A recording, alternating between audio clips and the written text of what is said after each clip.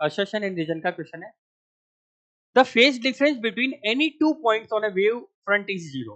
Wave front में क्या होता है? वेव फ्रंट की बेसिकली डेफिनेशन ये होती है कि locus of all the point present in the medium, ठीक है, having the same phase in wave. Phase कैसा होता है? सेम होता है. तो जब फेज सेम होगा तो फेज डिफरेंस क्या होगा? जीरो होगा. मतलब ऑप्शन ये तो करेक्ट है. Corresponding to a beam of parallel rays of the light, the wavefront are plane parallel to the one another. Corresponding to beam of parallel rays आ रही है of the light, the wavefront are plane parallel to one another. सही बात है. अगर parallel beam आ रही है तो कोई भी प्लेन होगा तो उससे क्या होगा? जैसे मान लो पॉइंट सोर्स है तो उससे भी पैरेलल जा रही है इस तरह से. सिलेंड्रिकल सोर्स है तो उससे भी पैरेलल जा रही है. तो पैरेलल बीम अगर जा रही है तो wave front are plane parallel. Wave front कैसा होगा?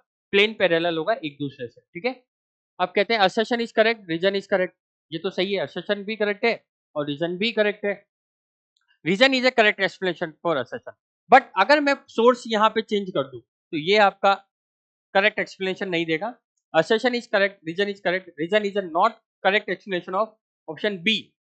असर्शन इज करेक्ट, ये तो वैसे ही गलत हो गया, ये भी वैसे ही गलत हो गया. अब इन दोनों में क्या है कि ये अगर corresponding to beam of parallel rays of the light the wave front are plane parallel to one another. अगर हम पॉइंट सोर्स को चेंज कर देंगे किससे? लाइन सोर्स से, तो ये सारी कहानी चेंज हो जाएगी. तो हम ये कह रहे हैं कि ये रीजन जो है इसका करेक्ट एक्सप्लेनेशन नहीं है. ये बात सही है पर असर्शन का करेक्ट एक्सप्लेनेशन नहीं है. ठीक है. तो ऑप्शन बी इस करेक्ट आंसर हो जाएगा.